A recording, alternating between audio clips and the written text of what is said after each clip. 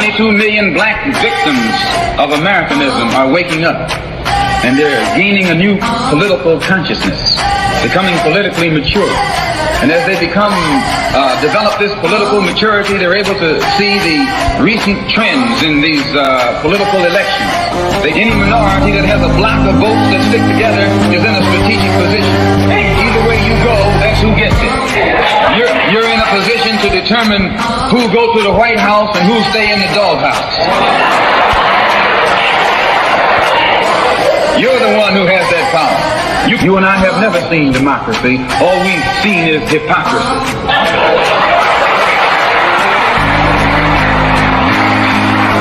When we open our eyes today and look around America, we see America not through the eyes of someone who has enjoyed the fruits of Americanism. We see America through the eyes of someone who has been the victim of Americanism. We don't see any American dream. We've experienced only the American nightmare. We haven't benefited from America's democracy. We've only suffered from America's hypocrisy. And the generation that's coming up now can see it and are not afraid to say it. And are not afraid to say it. And are not afraid to say it. And are not afraid to say it. And are not afraid to say it. And are not afraid to say it. And are not afraid to say it. And are not afraid to say it. And are not afraid to say it. And are not afraid to say it.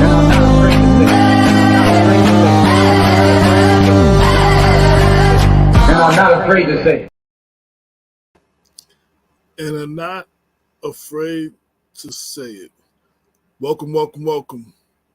You're tuned into Black Westchester Presents, the People Before Politics radio show. I'm your host, AJ Woodson. I'm joined today with my brother, Dr. Bob, as guest host, and Brenda L. Crump. Today, as you've seen, I guess, because you're all already tuned in, as you've seen from the flyer ahead of time, we're going to be discussing a recent report released by the Mount Vernon City School District. We're going to get right into it. Let me bring in Dr. Bob. My brother. AJ, how are you? Can you hear me? I'm good. You're good. We're good. So I was saying we're talking about a report. I'm going to let you introduce, the report we're talking about and just get right into the show.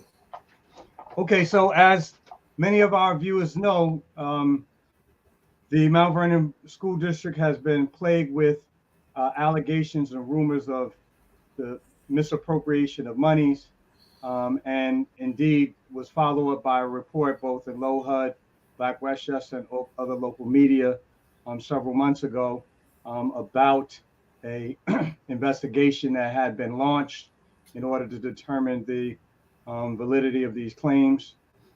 We had the pleasure of having the acting superintendent, I believe, yes, a couple of months ago to have an initial discussion of this issue. However, our discussion, we have to admit, was a bit inconclusive because at the time we had more allegation than any concrete evidence about what exactly had transpired. On, I believe, Friday of this week, the Mount Vernon School District finally did release an audit that it had contracted out with a third-party firm to make an initial determination as to whether or not the superintendent and other members of the executive staff at the school district adhered to some of the basic rules, protocols, and procedures that are required with the awarding of grants and the disbursement of money.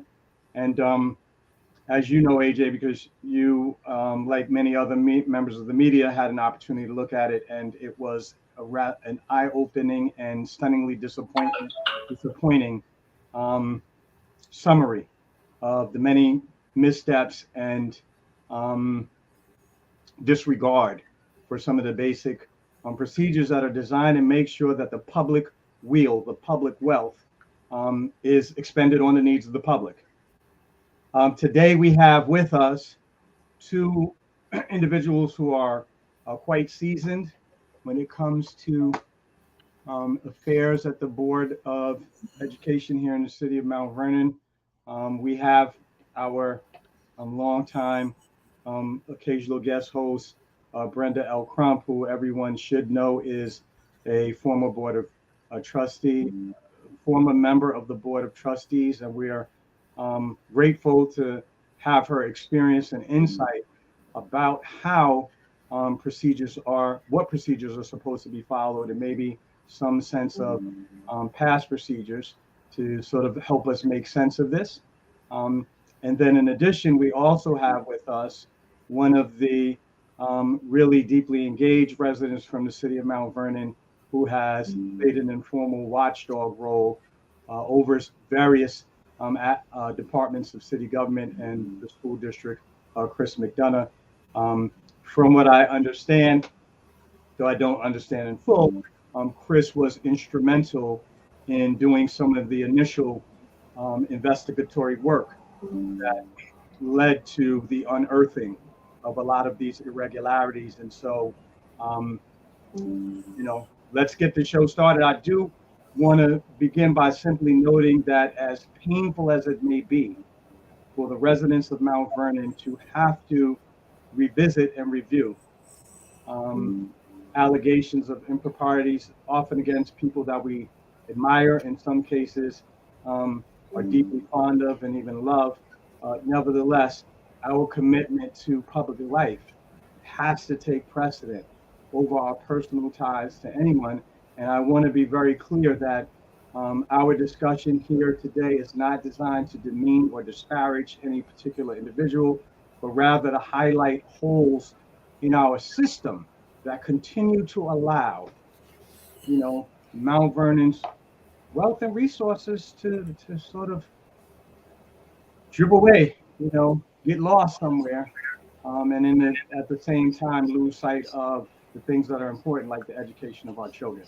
So on that note, I welcome Brenda, Chris, back to the show. In Brenda's case, Chris, I think this is your first time, so welcome. Perhaps I'm wrong though. Thanks. I want to add also, welcome to the show. I want to add also, as is our how we do, we address a lot of issues people don't want to address, but we always try to attack the issues and not necessarily the persons themselves. Like there's a way to attack an issue without attacking the person.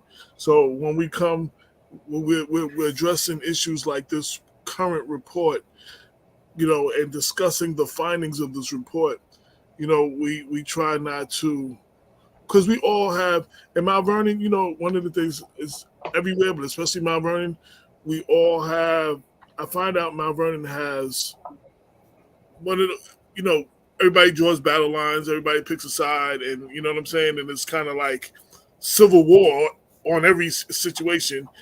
We don't have to agree on everything to attack the issues. Again, attacking the issues and not necessarily a person personally. I don't know if I'm making myself clear, but we try to do that. So, and anything that has to do with the school, I wanted to say also in the introduction, I always refer to and include Brenda L. Crump, who, in my knowledge, since we've been doing Black Westchester, has been very informative on matters dealing with the Mount Vernon City School District, who has often done the job even when she didn't have the title as a board member. She's been more informative to the community than some of the people that had the title board member. So I always include her in matters that have to do with school, especially Mount Vernon Public Schools. So welcome to the show, Brenda.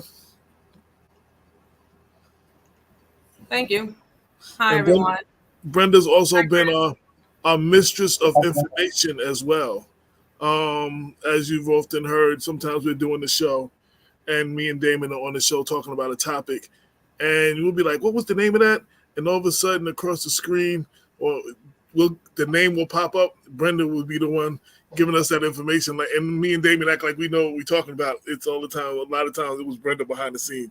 So When I got the report, and I'm working on multiple things. The first thing I did was send the report to Dr. Bob and Brenda, and I think both of y'all had a chance to review it to some degree, and I wanted to open up with y'all talking about some of your initial thoughts or findings from reading the report first.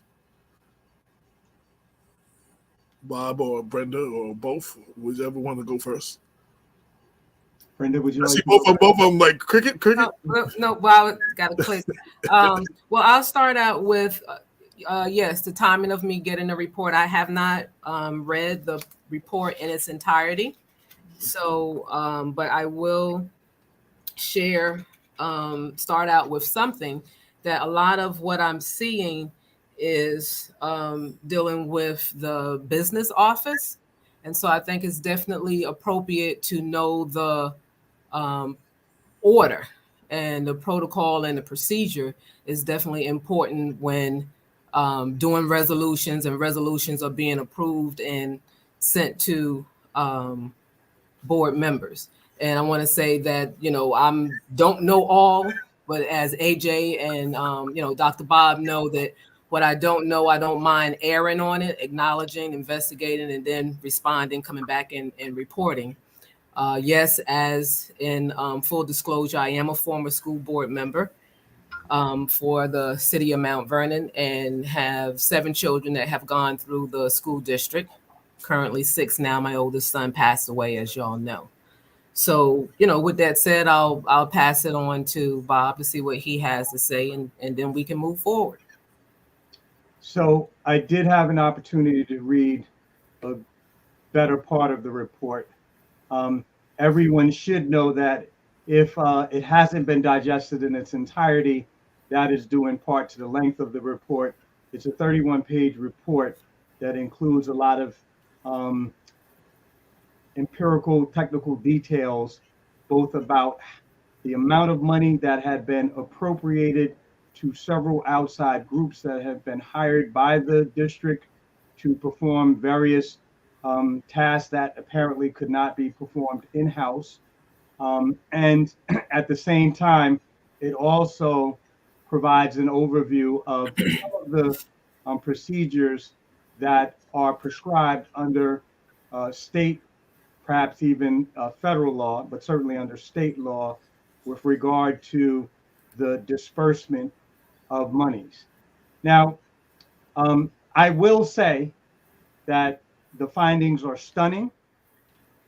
They suggest that there was a level of both systematic corruption and also disregard, a blatant disregard for those procedures. And it begs the question as to who was asleep at the wheel to make sure that no one person was able to fleece the city of vital funds.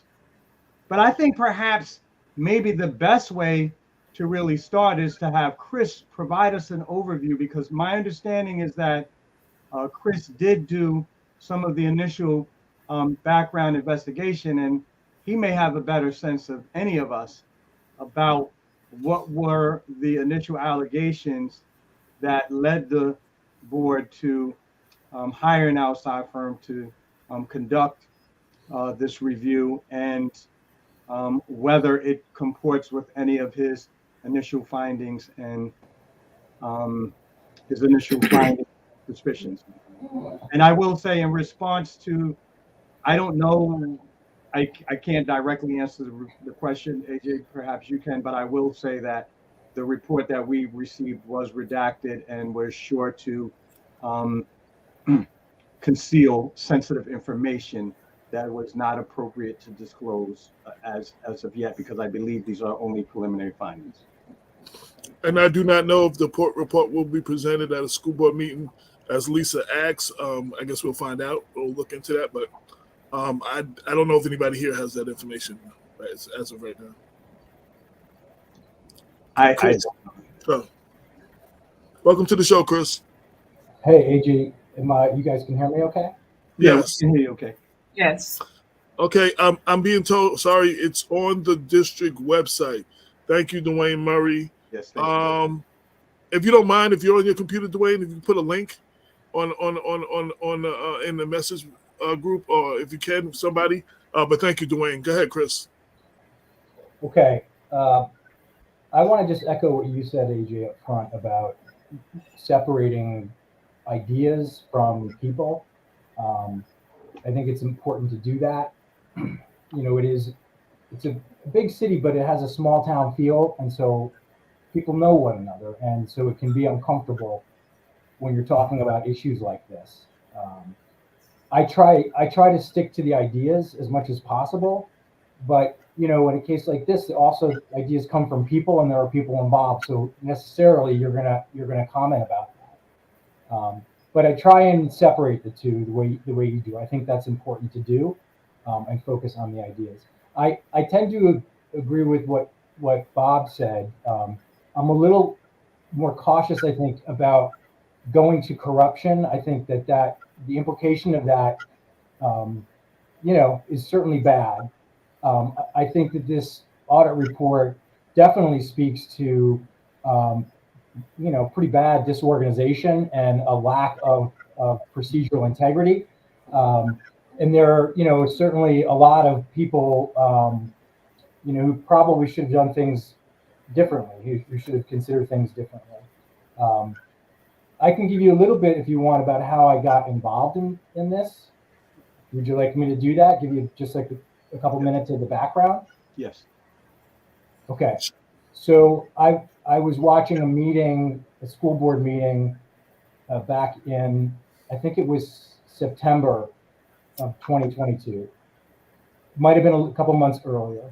And one of the school board members, Lorna Kerwin, asked a question about a contract with the company Just Inspire. And she had questions about what seemed to be excessive costs for the type of services that were being purchased. It was yoga classes and stuff like that. That caught my attention. And so I went and looked at the resolution. And the way the resolution was written, it did look like the costs were extreme for the services that were being purchased. That led me to, I'm inquisitive, so it led me to look further into the company, Just Inspire. And very, very quickly, red flags were raised about the company. It had kind of like a boilerplate website. You really couldn't find out anything. And by the way, I'm in the education field. I contract with school districts. I contract with Westchester County, and I'm subject to audits from the state controller and the state education department. I go through outside audits every year. So I have a pretty deep knowledge in this area. So I started looking at board resolutions, and the more I looked, the more something seemed to be off. And then sometime that fall, I don't remember when, I put up some information. I have a Facebook group, as Bob mentioned. I try and put information out there like a watchdog, and I put information out there, and that got picked up by other people, concerned people. Want to give a shout out to Jesse Van Loo and Jeff Monroe of Save Mount Vernon, because they picked up the thread, and they got out there and held a press conference or two, which I think helped to continue to draw attention to the issue. And then Low HUD picked it up, and they wrote a couple of articles, and with that, the ball got rolling, and here we are. And then at some point, the federal government got involved. I think earlier, maybe late this winter.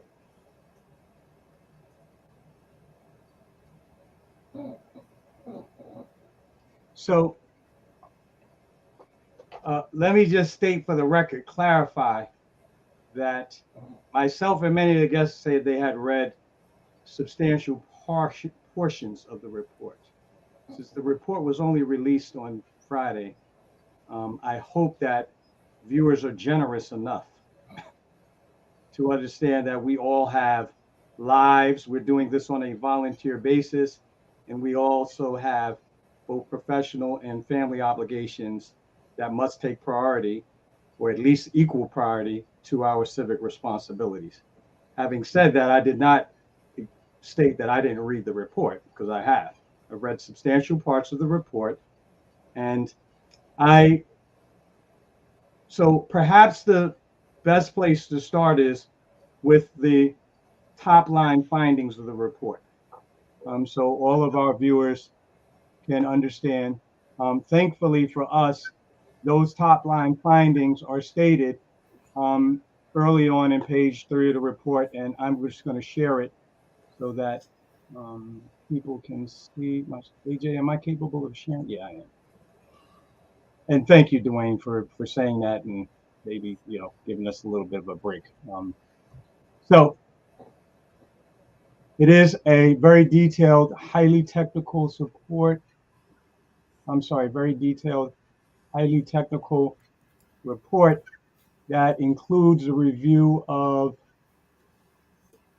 both the budget itself, which does require some effort to follow, as well as the actual laws that govern the disbursement of grants. If I'm not mistaken, those are the general municipal laws of New York State, which specify with a great degree of detail the procedures that are supposed to be followed. So here are the findings, everyone. And so the controversy about the report or about the money surrounded whether or not the district and the superintendent in particular had adhered to the requirements of the general municipal law, which requires that basically only the smallest amounts of money be dispersed from the funds of municipal agencies without some sort of competitive competitive process. By competitive process, everyone means that it is discouraged, if not forbidden, for substantial amounts of money to be awarded to any particular agency to perform services without it being subject to a blind competition, right? For example, mentorship services that are important to the district should not be, monies for mentorship programs should not be awarded to any agency or entity without a competitive bid going out where they compete against other outfits to offer these services at the best price available with the greatest degree of efficiency.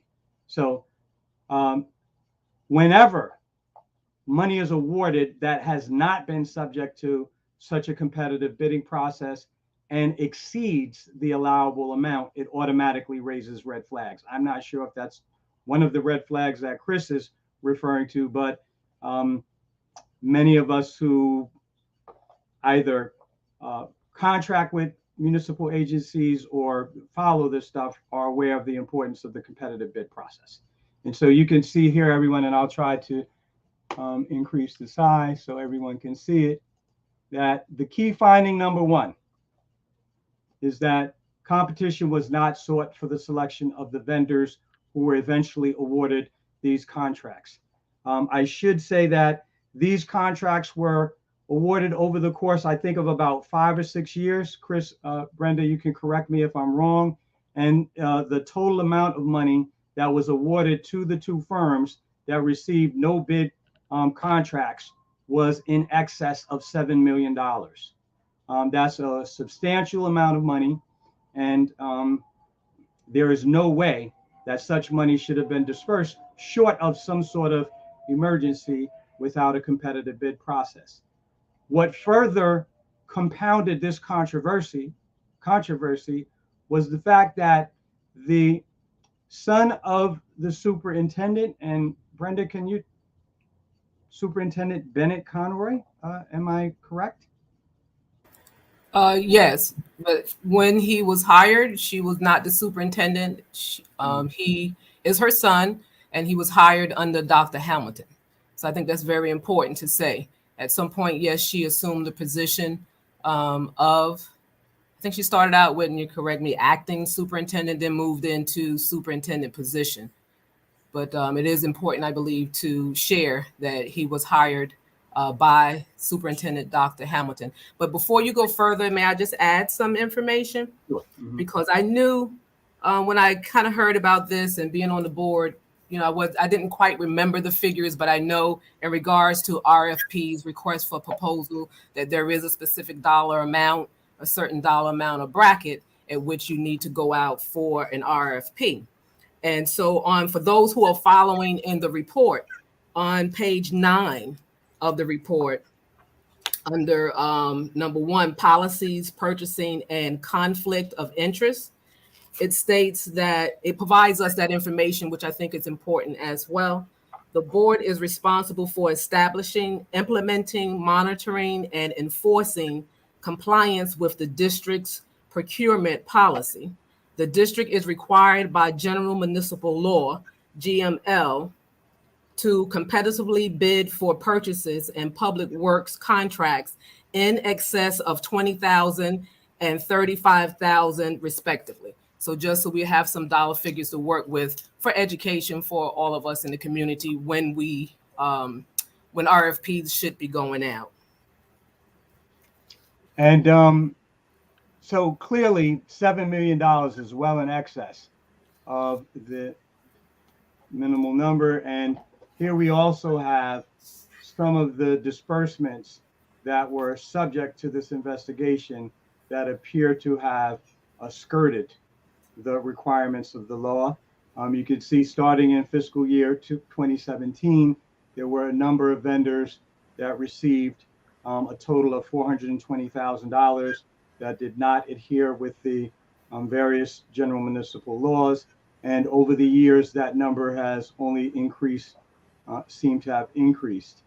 You know, I will just note that I was especially disappointed to see that one such program that skirted the competitive bid process was the MBK program, My Brother's Keeper program, which is a mentorship program specifically designed to help struggling young Black and brown men to, you know, attain all of the skills that are required to succeed. Yes. I have a question.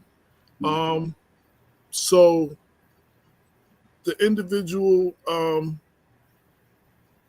got the contract before his mother became superintendent. The minute his mother became superintendent, did that become a conflict of interest? Does anybody know? Yeah, I'll chime in there. While it's true, Dr. BC was not the superintendent at the time, these contracts were taken.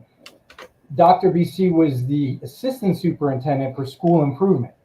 So she was just directly responsible for oversight of these grants. She was deeply involved in these contracts from the very beginning. In fact, in the report, it says that she signed all but one of them. She was in charge of all but one. She made all of the recommendations to the board. Now, I think Brenda's absolutely right. There's a lot of questions that need to be answered by Ken Hamilton about this. In the report, a couple times, I'm like, we need to hear from Ken Hamilton. But it's important to note that as well. So that from my perspective, my understanding of New York State regs, and I'm specifically at this point referring to what's called the Reimbursable Cost Manual, which is kind of a broad set of principles for agencies that contract with municipalities, with the state education department. They have a section on conflicts of interest and what are called less than arm's length transactions and nepotism. And I would submit that from the get-go, given the size of Just Inspire, which is a very, very small company, it was ill-advised to hire them with that relationship with Dr. BC's son. It was not a good idea to do that. Now, they could have done it in a way that everybody would be comfortable with, right? You could have done it The state's not saying you can't have less than arm's length transactions. They're saying we don't think you should do it, but if you do, you better be super, super careful about how you do it.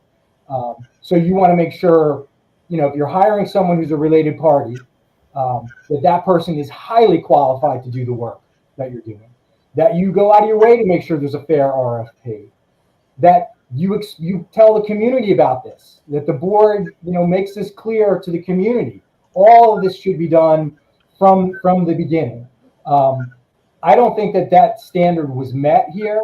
Obviously, Dr. BC is just one party who I think didn't meet this, and I can certainly understand why. I understand. You're trying to help your son out and his company, and I'm sure she believed in him and what they were doing.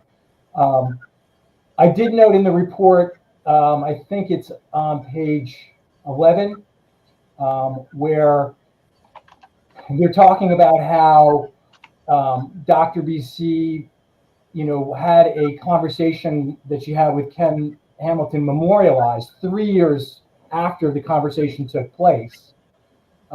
She said, she would like to memorialize a conversation she had 3 years ago informing that my son Marlon Stevenson works for Justin Spire, whom we've contracted with. So I guess my question about that is, that was in 2019 that she did that. So 3 years prior would make it 2016. The contract with Justin Spire and Wellcore started in 2015. So for the first year, from the initial time of this contract, for a whole year, the relationship was not disclosed, right?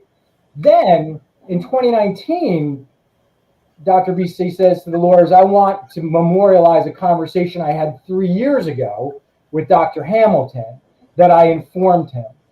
Okay, that's fine, but it still doesn't meet a basic standard of disclosure about this. So I think it's important that we disclose that. One other point I want to make about something Bob said about the RFPs.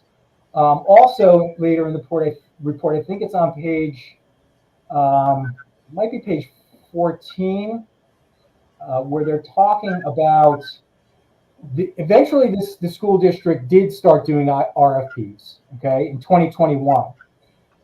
The problem that the auditor found is that when they did the RFP in 2021, two things occurred that were problematic. One, Dr. BC gave Justin Spire a draft of the RFP before it was released to the community, right? For them to look at it. That draft was substantially changed while Justin Spire had it, and then Dr. BC and the school district put that RFP out in modified form. It was only available to the public for 1 week, right? Which is a completely inadequate period of time to put an RFP of this magnitude out to the public. Lo and behold, there was only one bidder, and it was Justin Spire. So that's usually problematic, and it raises a lot of red flags. Chris, go ahead. I just want to add that my experience, having written at least a few grants, but hardly, as much experience as many of our listeners, is that this is explicitly prohibited. Ordinarily, in order to make sure that there is no machinations that would give any one firm an advantage, if you are involved in the drafting of an RFP, you are ordinarily disqualified from submitting a bid on that. And they essentially circumvented the spirit of the law here. Well, that's an excellent point. From the beginning, Wellcore wrote themselves into the grant, right? So they were contracted to write the grant, and they were baked into the grant as the preferred contractor from day one. There are interesting things about who actually the contract was stuck with. There was initially a Wellcore Inc., which is a not-for-profit, but the auditor points out that there was then also Wellcore LLC, which was not controlled by Vicky Shaw, it was controlled by Susan Mayer. And then there was also Justin Spire, which quickly took over the contract.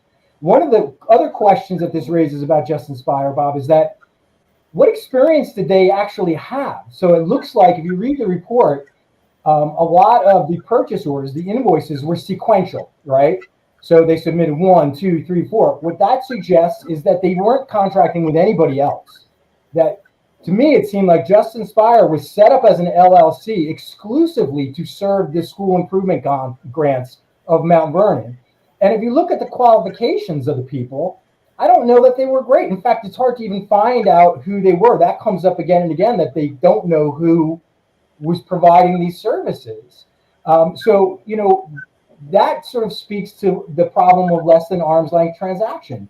How much did the fact that there was nepotism, that there was a direct familial relationship, how much did that control that this grant went to this organization that appeared to not have many other clients?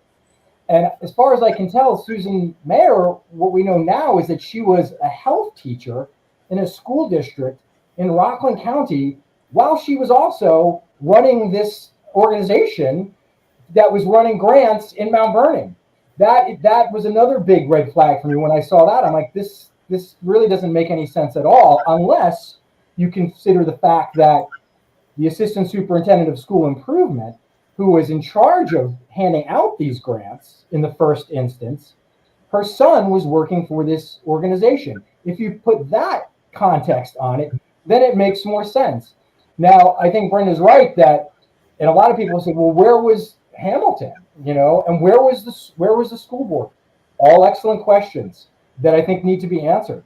May I chime in on that when you finish? Yeah, my sense, Brenda, from the school board is, and you were on the board, my feeling at this point is that they were tied up looking at the big construction bond that came down right around the same time, right? I think it was $14 million capital improvements bond that came in at the same time.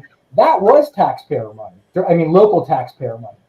And in all of the resolutions that you looked at, Dr. BC put before the board, it says in the beginning, at no cost to the school district, right? Because these were federal monies. They weren't coming out of the local budget. They were supplemental monies. I think that the board was thinking, like people often do, oh, it's not coming out of our pocket right here, then who cares? Go ahead. Give them the grant. That, of course, is a big, big mistake to think that way. Go ahead, jump in, Brenna. Okay, so I just want to go back a little bit to when you were talking about the RFP and it being sent to Just Inspire, just for those who are following us. That's on page 1. Page 1, that first bullet. Bob, if you can get to that, talks about what you mentioned about the competition was not sought for the selection of the vendors, and the district did not issue a request for proposal RFP for the initial selection of WellCore and Just Inspire LLC. And it goes on to say that was issued in August of 2021 and was sent in advance as a draft in July of 2021 by Dr. BC to Just Inspire. Is that what you were referring to, Chris? Yeah, and they go into more detail on it on the top of page 12. Okay. They pick up that thread. That's where I picked up. Okay. I, by the way, have read the report in detail twice and taken notes on it. Right. So I'm pretty well versed in it. Okay, so page 1 and page 12 talks about that. Yes. What I want to chime in on also is when you talk about resolutions. First of all, I will say, and I'm still saying it, and we've had resolutions passed even this year where contracts are associated to them and contracts are not attached. I said it prior to being on the board. I said it while I was on the board, and I've said it since I've been off the board, more recently, even this year, when we had some resolutions passed in a board meeting where contracts were associated and contracts were not attached. Contracts should be attached to any resolution that there isn't a contract associated to. It should be there not only for the school board trustees, because one time we had an issue, a challenge, and we as the board, even though I'm not on the board now, I don't just want to say the board, but there was an issue in reference to resolutions being put forth, contract visible to the trustees on the authenticate side of board docs, but not on the public side. That should never be. And I spoke about that and said, no, the public is their money, our money, tax dollars, they are entitled and should be able to see the contracts. So that's one thing that, is an issue with me, that these resolutions, as the report says, that there were resolutions with no contracts associated with it. That should have never been. And so to speak a little bit about the process for that, when resolutions come to board members, a lot of times people don't know about, this part, the lay people, us as the lay people before I came on the board, is that the superintendent, whomever sits in that seat, they are the person, that person is the one who brings the resolutions to the board members. And I'm going to include myself, even though I'm not on now, because I was. We as board members vote upon what's presented to them. And there's this level of transparency, integrity, trust of the leadership, whoever it is that sits in that superintendent position. Now, board members should do some due diligence. But however, the base of it is that you're being presented with everything that's correct, all the T's crossed and all the I's dotted. So therefore, let's say, for example, an administrator wants to bring forth something for their department. It's all resolutions supposed to be reviewed by the superintendent, because there is this submitted by, recommended by, approved by at the bottom of resolutions. And so the superintendent brings everything, and superintendent is supposed to review. The superintendent to go have a review meeting with that his or her cabinet, and they go over the resolution. So as a team, when a ball is dropped, because I'm also, very surprised to see that in this report about RFPs not being done. That's another thing that, that I've spoken about, again, before being on the board, during and after, about the RFPs. Now, RFPs are done from the business office. Business office does RFPs. Business office send them out. Business office take them in sealed. Business office have whomever they need on the team when they open them up, and they review them. That's business office. I see a lot of stuff here in reference to purchase orders, etc. And I guess we'll maybe get into that. But just going back with what you said, Chris, in regards to the RFPs, that's business office. And I was surprised in this report to see that a number of resolutions that they said did not have RFPs. So that's that. And then the protocol of the RFP. So when resolutions that require an RFP, that also is going through the business office. So when I talk about that team approach, as you said, Chris, there's more than one person or parties.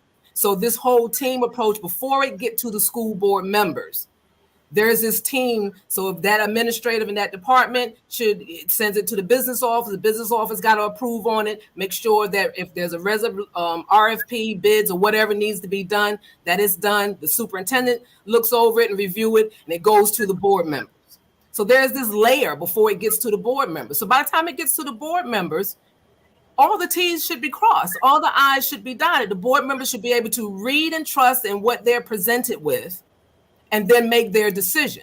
So along the way, the ball was dropped several times. So now by the time it gets to the board member, experienced board members, because coming on new, you don't know, you're learning. We all have that learning curve, but we have veteran board members. So experienced board members through practice learn that, and I've said to all superintendents, at least when I was there and before, they're not going to always tell us everything as board members. Administrators are not going to always tell the superintendent everything. So that's when I get into the fact about board members doing some due diligence, doing some check and balance, cross-reference to ensure that what they're being presented with is accurate. So with that said, just one moment, with that said, so now you got these layers that's supposed to take place before the resolution come to the board member. So now we have a resolution, obviously, within this report that has come that did not have RFPs. So then board members then, as a check and balance cross-reference, says to the superintendent, because once you learn that certain dollar amount, so that's the red flag for a board member. You see a dollar amount and you don't see a RFP attached, or you don't see anything about an RFP in your backup documents for you to be asking that question, was an RFP done to the superintendent, whoever is sitting in that seat? Then you're asking that question. So now you're a part of that team that's kind of catching that ball at the last moment before it's voted upon that was dropped along the way. Brenda, Chris, hold on. I wonder, and I probably should have did this in the beginning. So, newspaper, the Journal News, reporter Gary Stern wrote, Mount Vernon schools broke state laws with sloppy vendor contracts, audit fines. The Mount Vernon school gave $7.1 million in federal contracts to vendors with ties to the superintendent's son, and cannot document that the vendors provided services to the students or staff or achieved educational goals, according to the report released Friday by an outside firm hired to analyze the contracts. The district did not follow the New York State General Municipal Law or its own policies when selecting the vendors, concluded the report by Cerini and Associates. The Board of Education hired the firm in November after the Journal News and the community blog raised questions about the contracts, primarily to those that went to West Nyack-based vendor Just Inspired. In February, the U.S. Attorney's Office for the Northern District of New York began seeking records from the district and the Superintendent BC associated with the federal grants. Days later, the school board reassigned BC with full pay and benefits and named Veronica Kim Smith as acting superintendent. In a brief statement accompanying the report Friday, the school board said it would create an action plan in the coming months to address the report's findings and recommendations. It also said the investigation by the U.S. Attorney General is ongoing with no clear timetable. The board did not make further comments regarding the report. Blah blah blah blah blah. So I wanted to read that and put it in context. This is an article that went out 3:15 on January 15th and was updated yesterday by Gary Stern of the Journal News, LoHud.com. And AJ, I just wanted to follow with what Brenda said, because she nailed it. I mean, that's what Brenda described is a system, right? A systemic approach that entails checks and balances and trust. You know, you trust and you verify what's going on. What happened here was a systemic failure. It in multiple points, the system failed. To put one fine point on this potential nepotism piece, though, in the report, the auditors point out that had that less than arm's length transaction been fully vetted from the beginning, it might have altered the way the district's auditors approached looking at these grants, right? So they could have hired BC Sun, and if that was exposed from the beginning, everyone was up and up about it. The district's internal and external auditors, what they would have been a heightened awareness to just make sure, all right, we've got a close relationship between someone who has substantial control over these grants, handing them out, and someone who works for that. So let's just make sure we're all really, really careful about this. Because no one knew about it, those auditors were denied the opportunity to sort of heighten their approach to auditing it. In fact, I looked at the auditors, there's nary a mention of this. You can't find any information at all. So I just wanted to get that out there that it's a real bummer, because there's a lot of money that I don't know that we got the most out of it. And I want to add that someone said about the purchase order. The report did not say that they're not purchase orders, the request for proposals. The RFP, the report did not say that there were none. It just said that all of the contracts awarded, RFPs were not done for all of them, but there were some RFPs done. So the person who said that in the comments about checking the board docs and seeing that there was an RFP done, some of the contracts or some of the monies issued did have RFPs, but for the dollar amounts that we stipulated earlier, according to the general municipal law, what the dollar amounts were, any dollar amounts of resolutions that fell within that range, there should have been RFPs. And so according to the report, that there were not RFPs for all of them. There were some. The report didn't say that there were none. And I do want to add that, look, I use the term corruption. And I want to note that corruption denotes a systematic effort on the part of multiple actors who have been assigned the responsibility of safeguarding the procedures that are designed to make sure no money is unfairly or unethically or illegally dispersed. They were all circumvented. So this isn't just a matter of a failure at one point, it's a matter of a failure at several points. And I do want to start with the fact that in some instances, there were no RFPs issued, as Brenda has noted. Chris also told us that the findings were that Just Inspire was given an opportunity, an advanced peek at the RP and allowed to modify it, which was a deliberate effort. If you also notice here, everyone, the report finds that their inquiry revealed an email dated 11/16/2015, very early on in the process, between Susan Meyer, the executive officer of one of the outside firms, and Dr. Bennett Conroy, wherein Meyer asked where Marlon Stevenson, I guess that is her son, should report for his daily assignment. Quote, this strongly suggests that Dr. BC should have been aware of Marlon's work. When you add to that the failure to keep proper records, the slipshod manner in which all of this, the record keeping was conducted, along with other, the fact that the outside vendor attempted to give a gift for a total of $1,000 to an appointed official. This all has the fingerprints and indication of something more than just poor and shoddy workmanship. It suggests to me something far more serious. I would say, again, and I stand by it, corruption. Although and Bob, I mean, as a result, we have the Attorney General looking into it, right? I know people have said that, oh, it's just fact finding, but you know, the federal government, there are grants all over the country, enormous grants, school districts, and it's a system that's largely built on trust.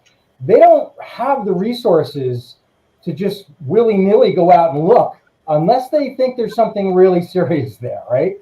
They wouldn't be here if they didn't think something's really serious. Now, of course, that doesn't mean that there's fraud. But they clearly, I think there's enough to suggest that this is really bad. This was really, really poorly done. And I agree with the way you describe corruption. The system was corrupted to the detriment of students who really, needed that money. Remember, the sad irony is that Mount Vernon was receiving these grants because the schools need to be improved. So for that money not to be treated preciously, right, and directed to get maximum impact for the students who need it, is really, really, really sad. So if I may chime in on with, can I ask one? I want to ask one question first. Bob, sorry, Brenda. Bob, did you invite anybody else to appear on the show? I did not invite anyone else to appear on the show. I know it's ordinarily customary, perhaps, to invite the opposite parties, if you will. No. The reason I asked somebody, Alejandro, or somebody keeps popping up in the green room, and I'm not putting them on the screen. And I want to be clear. Okay, so the person who keeps popping up in the green room, that link was for the people that are on the show. You can listen to the show. If you're trying to listen to the show, you can go to Facebook and or Black Westchester YouTube. I am kicking you out of the green room because instead of you taking up space. But I just want to make sure that you didn't invite somebody and I didn't bring them on the screen. That's all. Let me use this as an opportunity. Yeah, who is it? Because I didn't invite anybody either, but is it somebody? ALEJANDRO.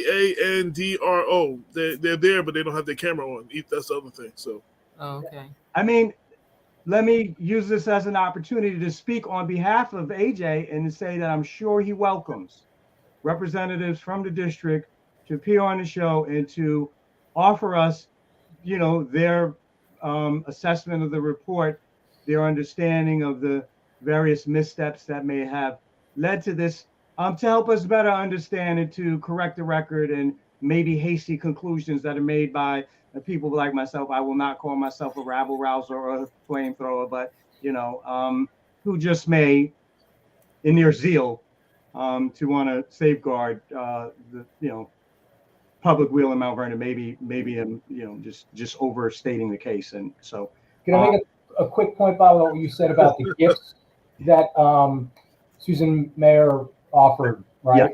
Yeah. Two things about that. Yes. Mr. Stevenson did the right thing. He said no. Right. That is true. Okay. But regarding Ms. Mayer, what that suggests to me is that she either didn't know, right, that it's inappropriate to offer gifts like that, right, which speaks to the fact that she lacked the proper experience to be given the responsibility of carrying millions of dollars of our grants, or she did know and she did it anyway. So either way, the offer of those gifts to Dr. BC from this vendor speak poorly of this vendor. And fits within this whole body of this corrupt body that you described. So I'll chime in a bit now with what Chris said about. Now, I was also surprised to read, in the report about the lack of records in reference to services provided to the children, and the lack of records in reference to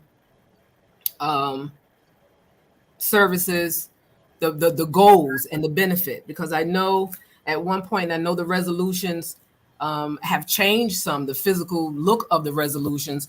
There was a time with the resolutions, it had goals listed on the resolution. It had at the bottom, it had the source, funding source. There were different things that was listed at the bottom of the resolutions. And I remember specifically talking about that and working on that piece with the superintendent, that these things be on the bottom of the resolution. And then I remember that the board members, there were discussions about tracking and to show improvement, to show if a program or services that the district is providing, if it's accurate. If it's beneficial to the children. What are they gaining from it? Did they gain from it? So I remember clearly that there was public discussion, the board members, because we used to have work sessions as a board also. And so then during those work sessions, it was specifically talked about for administrators to be tracking this information and to have this information to review, to find out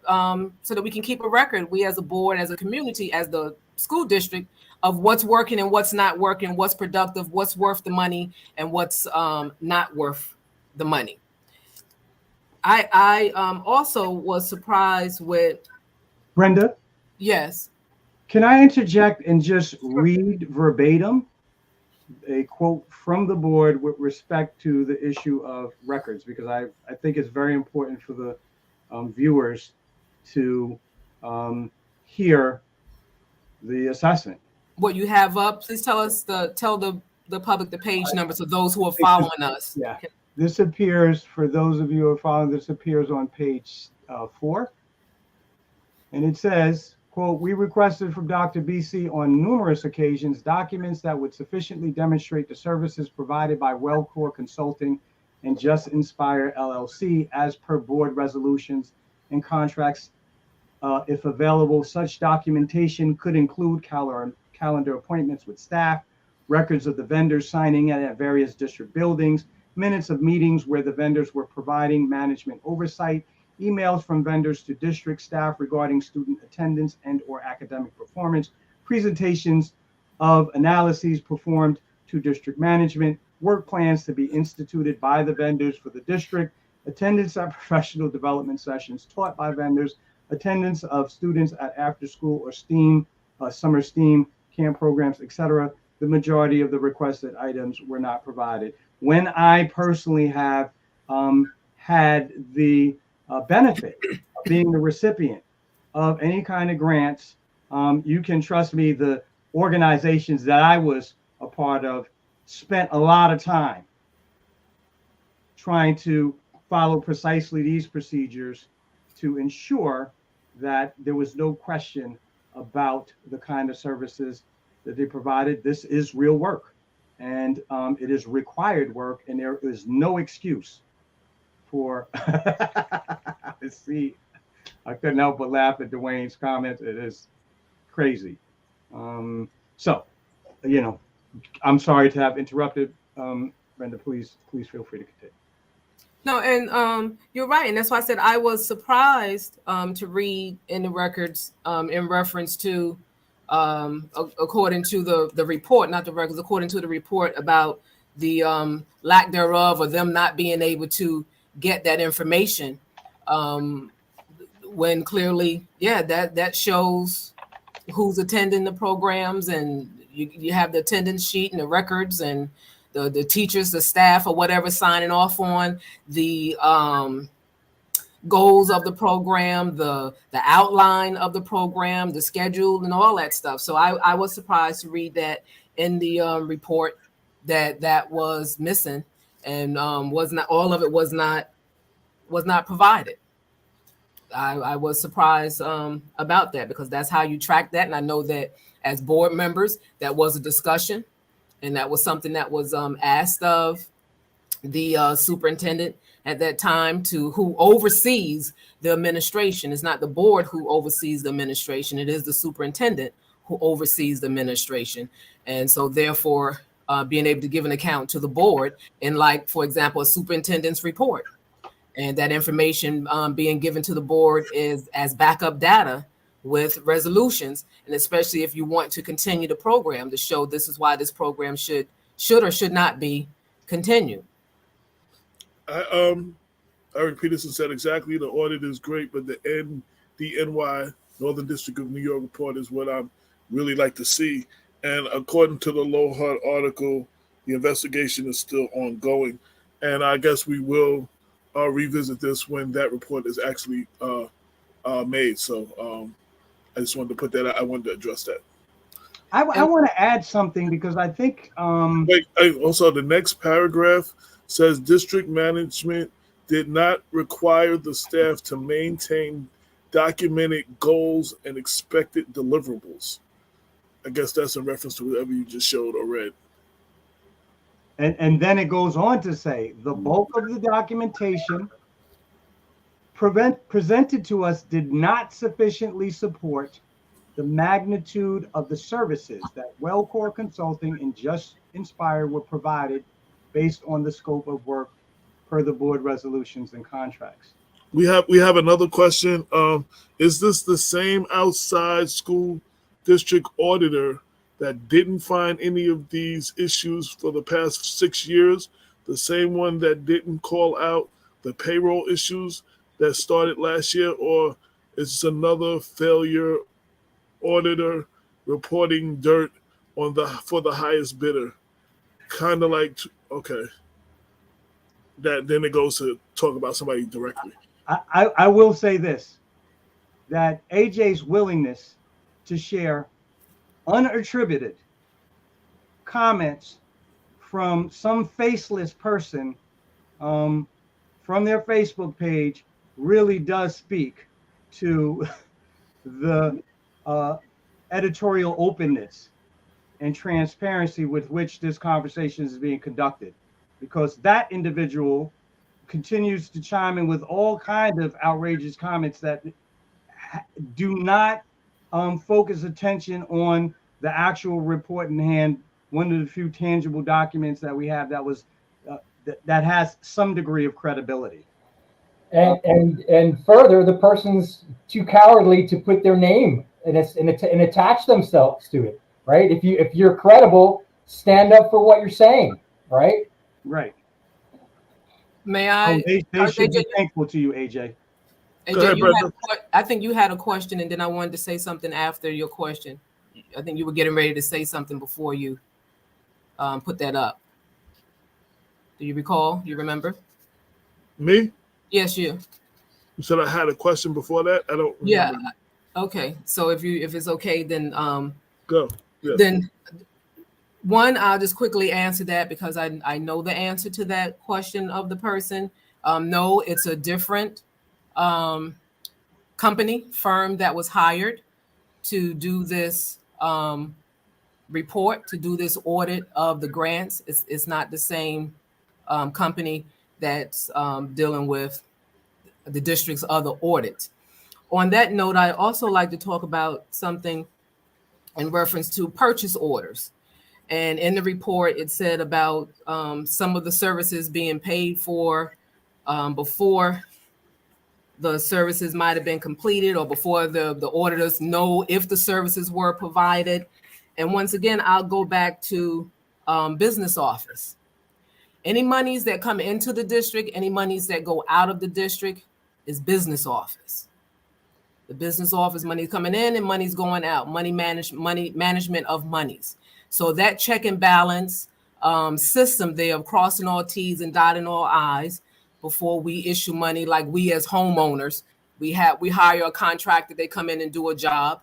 We don't pay them before they're finished, before we know that they've completed the job. We may pay them some upfront, maybe to get the job started, and then maybe pay them a portion in the middle when some of the work is completed, but they're not fully paid until they complete the job. And so once again, there's that check and balance cross-reference system that should be there, and documentation, purchase orders and so forth that should be there. So as the rest of the players on the team, everybody got to carry their weight. Can I jump in on that, Vernon, just to make an interesting point about this is that, Dr.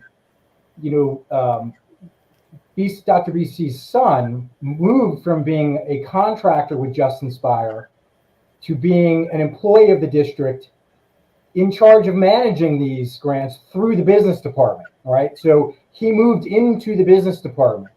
What he did was because of the pandemic, he was able to get an emergency certification as a school business leader. I think he must have been taking coursework. So during the pandemic, they were giving people certifications on an emergency basis. He got that, I believe it was like December of 2020. Then he got hired in 2021 to come on staff. And at that point, it gets even weirder, right? Because now he's gone from Just Inspire and he went to working for the school district with a hand in handing grants out to Just Inspire. And by the time his mom had become the superintendent, he had moved up in the business department. I think he's subsequently gotten his professional, got the license completed. But so he was someone who was working to become a business school administrator. So he should have known, right? I mean, if he's someone who's highly qualified, he's trying to move into a position of management in the business department in the school district. How is it that there are these glaring holes when he moved into that and was handing out grants to his former employer, Just Inspire? That's another troubling point about this whole story, right? Well, I think that would have to be looked at. That's a good question that you have. But I think what you need to look at, first of all, is because something came up about he first went to Grimes School. But I think the bigger picture is that him being hired, as I stated before, he was hired by the former superintendent, which a resolution comes to the board. I don't know if there was a compact team done, because that's another issue that I talk about. And once upon a time, the board compact team for the lay people is when somebody's being hired, you have your stakeholders. You have, if it's administration level at central office, then you may have the deputy superintendent if you have one. You have whatever department it is, you might have somebody there. You have a stakeholder parent. You may, when appropriate, have a stakeholder student, but you have these people on the compact team. when you hire. And then that information is given to the board members as an attachment data backup on the resolutions. So I know that that's not being done anymore. Perhaps that's something that the board should go back to, so that cross balance reference can be done in reference to hiring. Now, so you also, Chris, what you said about the issuing of grants without RFPs, or the payments without the purchase orders being completed, or knowing that the work has been completed. One would have to know, when you make the statement about wouldn't he know that or shouldn't he know that, is checking dates to see when those things happened. Did any of those things happen under him? And was he in charge of that? Sure, I can speak to that right now. Have the assistant superintendent of business office, just as the superintendent of the district. The buck begins and ends with whomever sits in that seat. In reference to business office stuff, the buck begins and ends with the assistant superintendent, the person that sits in that seat, not the people that are under him, because he oversees those individuals. So on December 8th, 2020, I'm looking at a resolution from the board. Okay, December 8th, 2020, special meeting. Authorization to enter into an agreement with Marlon Stevenson to serve as Director of School Improvement Grant Manager at a salary of $126,000 per year, effective December 2nd, 2020. This was right after he got his emergency certification from the state to have a certification in anything related to school. Keep in mind, I looked carefully at this stuff. If you go back, I'm sorry, what meeting is that, so I can follow you? Sure, that was a special meeting on December 8th, 2020. Okay. And so there you go. For me, that's pretty clear. He was hired in December 2020 with a title of Director of School Improvement Grant Manager. Okay. These were school improvement grants. So he went from on the side of the vendor receiving the grants to the side of the school district giving the grants. And he continued to give those grants to the company that was still getting them, Just Inspire. And he wasn't keeping records. All right. So I'm not sure. For me, it's troubling. I've gotten a lot of pushback from people. This is all public information, and I've put it all out there for people to see. So if you want to know, you can look. So this is what I don't understand. It's all very, very clear to me. It's right there. You can pull it up. If there ever were one more time, can you just tell everyone where you're reading this from? So if anybody wants to this is from Board Docs. It's a meeting from December 8th, 2020, a special meeting.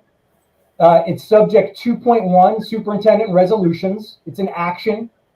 It's a recommended action for the approved superintendent's resolution. And the third item on the list is authorization to enter into an agreement with Marlon Stevenson to serve as Director of School Improvement Grant Manager at a salary of $126,000 a year. It was voted yay by Darcy Miller, Adrian Saunders, Wanda White, Melissa Patterson, Warren Mitchell, Cynthia Turnquest. Abstaining were Mika McOwen and Jeffrey Reed. So, I mean, I see this that Dwayne put up there. He worked at Grimes. Maybe he did before that, but he was hired right when he got his emergency certification. And keep in mind, so if you look back at some of the early contracts, he was doing parent workshops. Okay, I asked, what are his credentials to do parent education and training? He's training parents. He has no other. You can go to the state ed website. You can look up certifications. The only one he has now is the school. He has no other certifications. So what qualified him? What made him exceptionally qualified to receive payment to do parent training for parents of our students? And see, this is where I go back to supporting documents for the board members, because remember I said at the bottom of resolutions. So if we look at that resolution, for those who are following, we go back to board docs.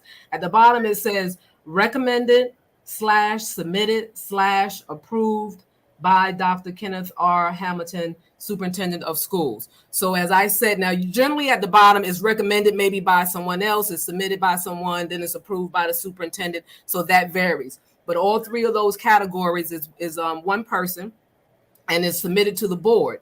So what I go back to saying about a compact team, when hiring staff?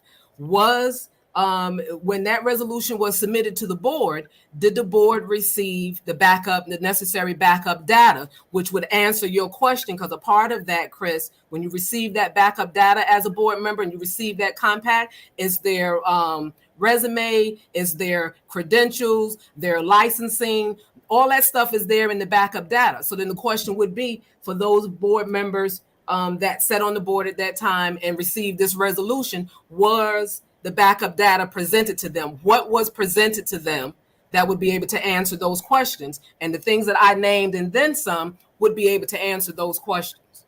Right. No, those are great questions. Nowhere in my research did I find a resume. You know, I've looked. I don't know if it was given to the board or not. You might not have it because that's not necessarily something that would be on the public side. Yeah, right, exactly. I mean, it would be on the authenticate side for the board trustees, and it would be in their backup data. Right. Right. Yeah. I mean, I know your point is well taken, you know, so I think that, as you said, this is just a systemic failure all around. There's no good explanation as to why, you know, due diligence and this team approach of verifying what was going on didn't occur unless, you know, you consider, you know, the closeness of the relationship here. And again, state ed's takeaway about conflicts of interest, don't do it. That's their bottom line. When you go through their description in the reimbursable cost manual on less than arm's length transaction, the last thing they say is the best way to handle conflicts of interest is to avoid them entirely. Why create the aggravation? Why not just, you know, use your network and recommend your kid get a job at another district, right? You do, that's perfectly cool. But this, and to then move over from being the vendor to being in charge of the grants and handing them back and not being in school to become a school business leader and not keeping careful records on it, it's all very problematic. And Wayne's right. We need to. I don't know why we haven't heard anything from Dr. Hamilton. I don't know why. This is really a textbook instance of the fox guarding the hen house. I mean, this is just ridiculous right here. It's ridiculous. And that's what everyone should conclude. It's ridiculous and it's unacceptable.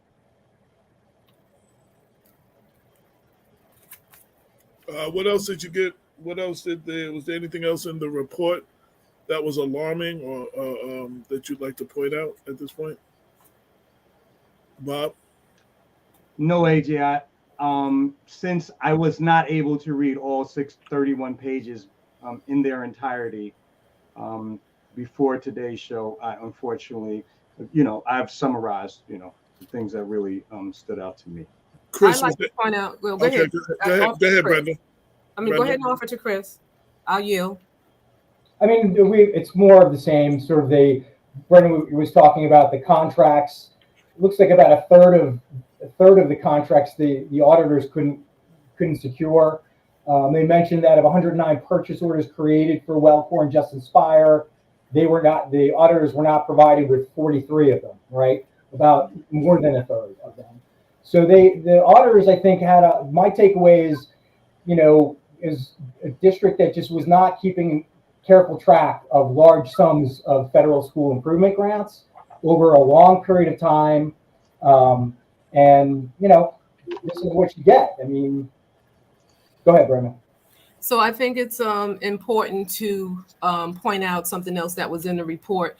And Bob, you're doing a great job. Dr. Bob from Brooklyn, you're doing a great job, sir. We're putting up captions of the report to the community. So after page 5, because it's not numbered, it's the cover page, Bob, of the company that did the report.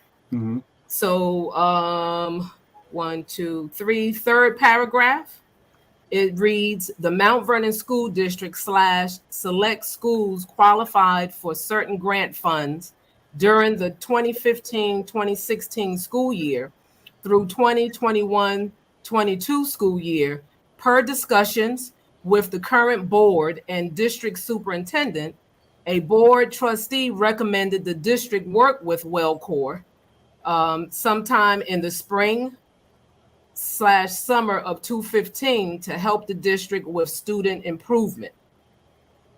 And then it goes on to say some other things, but I think that that's an important part because people, wondering, so where did this company come from? How did this company come about? So according to the report, it says, that it was a board trustee recommended the district work with the company WellCore. I also think it's worth pointing out that at least one of the recent board meetings that I attended, the current acting superintendent, a brief report of whatever was given on the improvement. So whereas in some cases, according to the report, there wasn't any documentations to show improvement in the students or to show goals or to show what was done, but I think the data of the growth that the acting superintendent presented shows, and I know that I, as a parent at that time, had children. As I said, I had 7 that was still in the school system. And so the data shows improvement. So whatever was being done, whatever other programs or services, whether it was WellCore, Just Inspire, or whatever, different programs, entities for the Schools of Improvement department, the schools came off the list. And there was improvements in all of the categories in reference to graduation rates, in reference to test scores. And these are all the things that the community and people are always talking about. And in reference to the status of the district as a whole with the state, and then the individual schools coming off of the list. So there was improvement. So in addition to these failures here and this dropping of the ball of the team players on this team of the district to educate our children, as far as the Department of Schools of Improvement, the data shows that there was improvement. So there were things that were being done in reference to teacher support, parental support, student support that helped get our schools off the list, helped get our district, and help those increased things to increase in the graduation test scores. Are we where we should be? No, we're not. And I don't curse. So no way in. Are we where we should be? Girl, that was a lot right there. That went unsaid. I'll tell you that one. Facial expression. I wanted to, while you were reading that, I had the same question pop in my head that Anissa, I'd like to know what board trustee that was that made that recommendation, because it just says a board trustee. And it came to my mind. That's why I want to put that up. What board trustee? So I had the same question.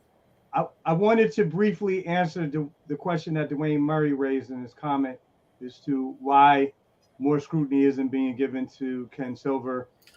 Yes. He does not appear. Dwayne, just so you know, I did a search for his name. It doesn't appear. The document is heavily redacted. Why now? So what was Ken Silver? What is Ken Silver's position? He's my assistant superintendent of business. So this would fall somewhat under his. Not somewhat. It clearly squarely falls under, because as I said about that system and the check and balance, all monies that come into the school district come into that department. All monies that go out come out of that department. We can't get any money unless that department signs off on it, issues the check. Like somebody can't get paid unless it comes that department issue payment. So it's a check and balance cross-reference system about data to show that somebody has provided the services to be paid. It just is what it is. Hey, AJ, I think the board member, to double back to what Brendan was saying about how WellCore got introduced to the school district, I believe it was, and I'm going to botch his name, Cerini Associates, who was, so my understanding is that he knew Vicky Shaw, who ran WellCore, the not-for-profit, WellCore Inc. She is a nurse. She's a nurse, and I think that he knew her. He may be a physician, and I think he knew her from some contact in the past and recommended her and WellCore Inc. to get involved. That's my understanding. But I think what happened was very quickly, remember there were three entities, Wellcore Inc., a not-for-profit run by Vicky Shaw.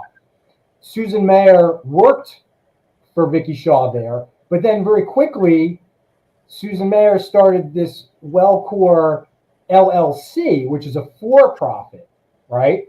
And she was in charge of that. So my sense is what happened was Vicky Shaw got in the door, and then very quickly it switched over to Susan Meyer running it, and then she started this Just Inspire, and that was a for-profit entity. I would like to hear from Vicky Shaw. That's another person I would like to understand what happened in those early days. How did it go from this not-for-profit that had a contract that's a legitimate company? I've looked them up, and that's a legitimate business doing good works, into moving over into this other entity. I think we need to hear from her. That could be helpful. And a question I have. One question I wonder. I didn't want to gloss over the whole thing. I was curious as well why Ken Silver's name was not anywhere in here. That's why I specifically asked what was his title.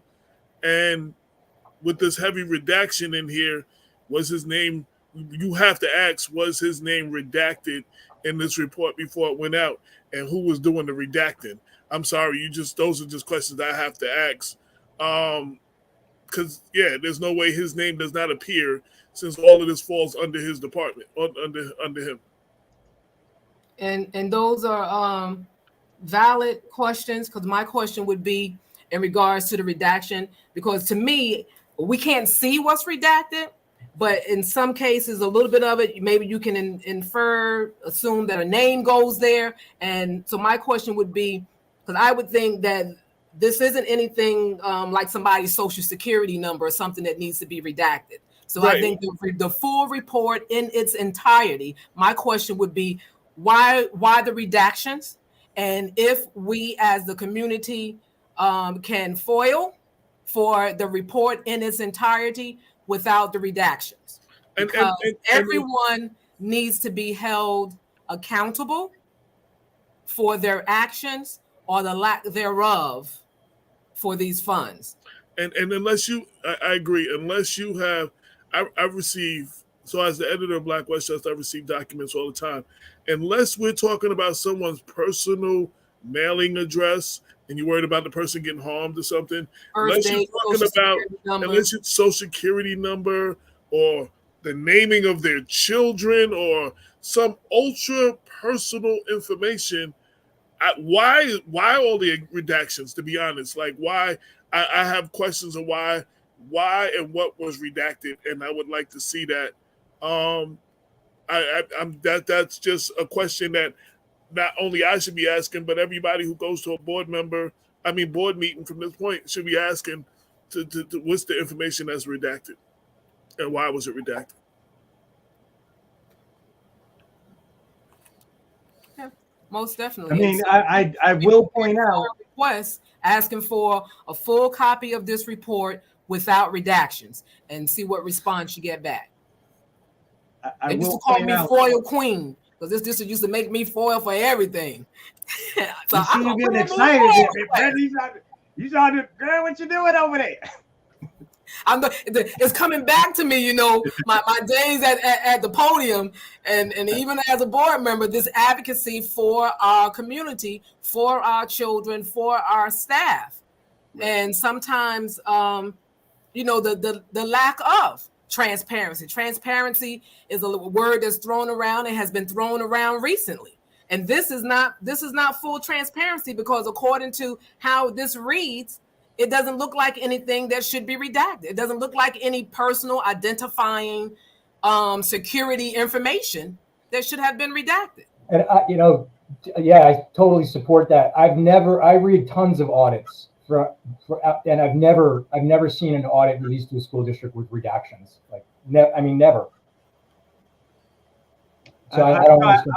I'm being deliberately provocative right now by noting that we've all seen a number of documents enter the public arena that are heavily redacted because the individuals who are identified therein are either the target of an investigation or Well, they could put a note of that up front, like redactions to individuals' names are made because we have some specific reason, but there's nothing like that, so I don't understand it. Right. So I mean, I know that was. And I will say that the investigation is ongoing. So that could be. Yeah, like there's likely, I'm looking to see what information is released going forward. Again, this came Friday and was released Friday. I immediately, because I was working on other things. I got it Saturday. I immediately sent it to Brenda and Bob, and I followed up with Brenda Saturday to see if she had read it. She hadn't read it yet, so she was going through it. Bob did go through it, and Bob saw fit to be like that at the very least, we need to discuss this on today's show. This may just be the beginning of a conversation.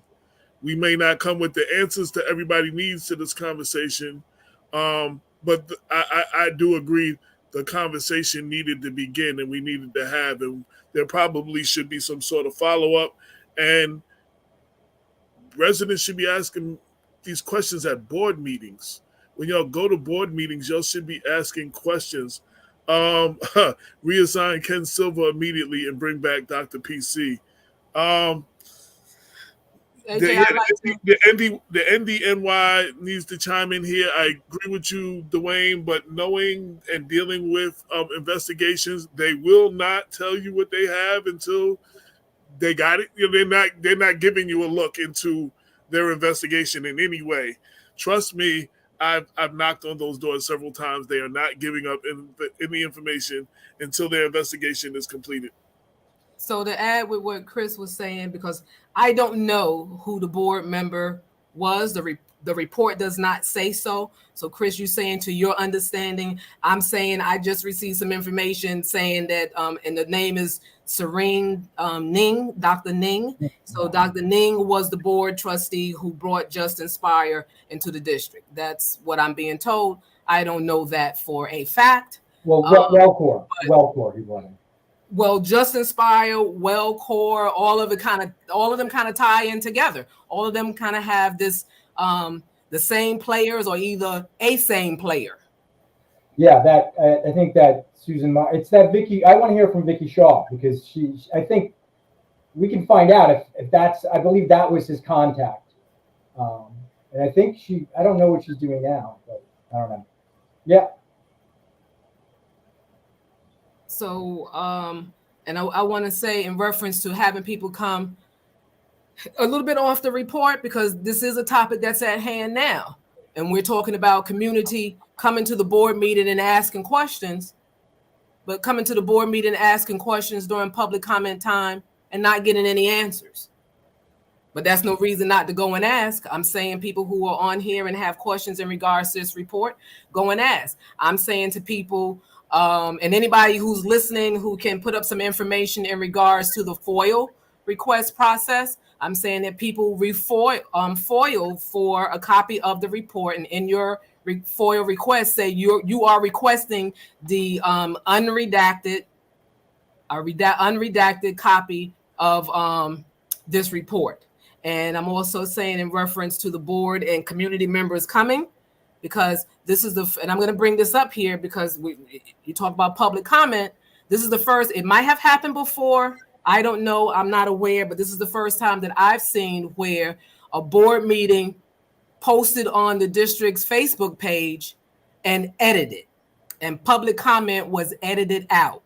If you go on to board docs, which is a lengthy kind of process, a few steps to get into board docs to get to a video recording of a meeting.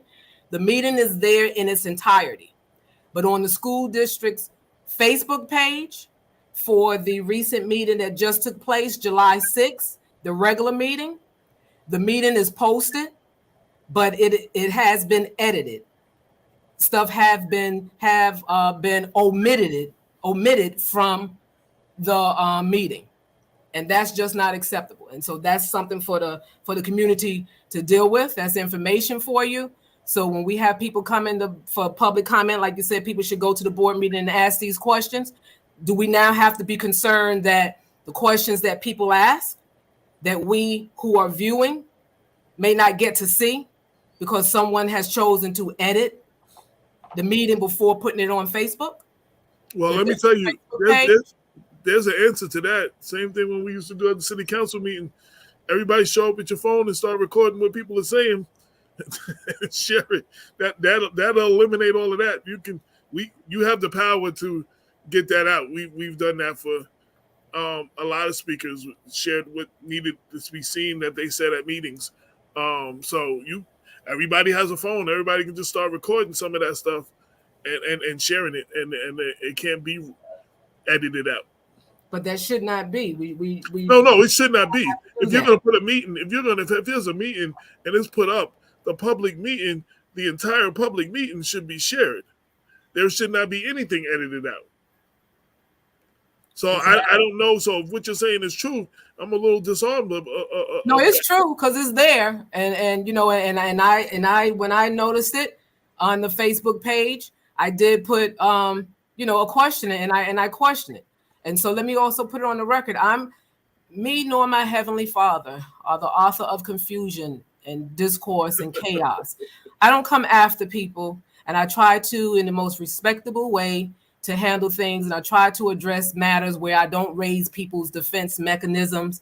So always kind of watching. I'm not perfect with it, but always kind of watching that pitch, that volume, that tone, body language, facial expressions, that I deliver things. But if you are still intimidated or threatened or feel you have to put up defenses, I don't know how to address that. I'm open for suggestions, but I'm just saying that I did ask a question about that, and I don't believe I did it in an interrogating, defensive, attacking manner.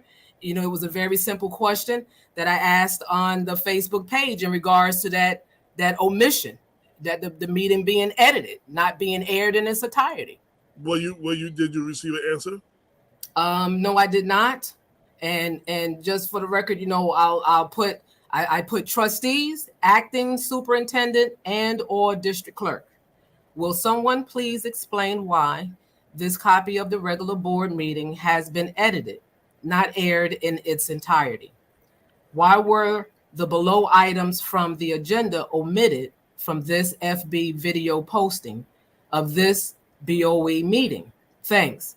And it's as Chris, when he gave some examples, when he went to that resolutions for those lay people, they're numbered. So it's 1.1 roll call, 1.2 adjourn executive session, 1.3 resume public session, 2 communications or reports from staff, and then 2.1 communication from the public.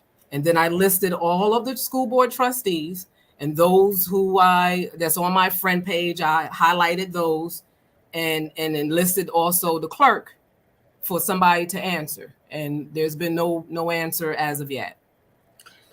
Go ahead, Chris. I just want to make one other point. The city of Mount Vernon also gave grant money to Just Inspire through the youth borough. Not as much, about $125,000 across, I think, 5 grants during the same time frame. So, I mean, I think it's a reasonable question to ask if the city is going to take a look at those contracts, and to the extent that they were fulfilled. You know, I think there's enough, you know, there to ask the question. So I just wanted to make that point. So you say you think the city is going to now look at theirs, go back and review it? I think, well, it seems like they should. If we know, it seems like Just Inspire and this woman, Susan Mayer, they were not doing right by the school district. They shouldn't have been receiving, in my view, they shouldn't have been receiving this grant money. They were not the vendor of choice.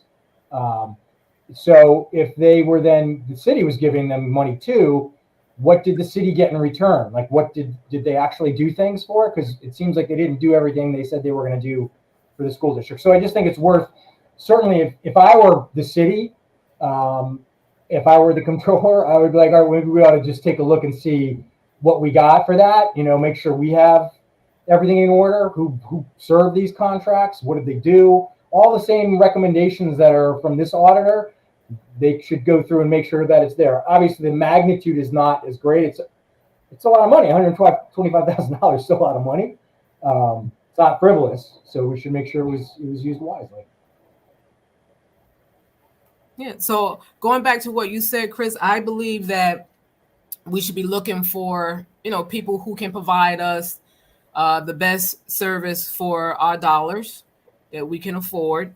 And so if by chance, and I'm not saying it was or wasn't, because I didn't have the backup data, I don't know what the credentials were, but I'm saying that people who can provide us the best service maybe should not be excluded because they are a relative of a board member or an administrative staff. But definitely, that, then you make sure those T's are crossed and those I's are dotted in reference to and documentation and stuff is done and full disclosure. And if it's a board member, you need to recuse yourself, then do that. If it's an administrator, then you let the superintendent know that the superintendent can let the board members know. And then therefore the board members are making a more informed decision.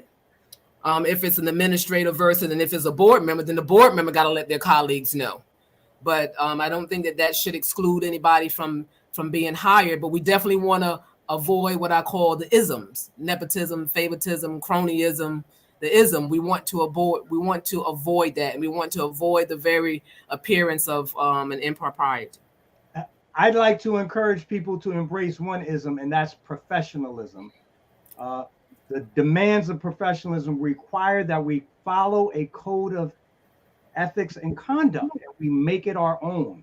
And that is the hallmark of a professional.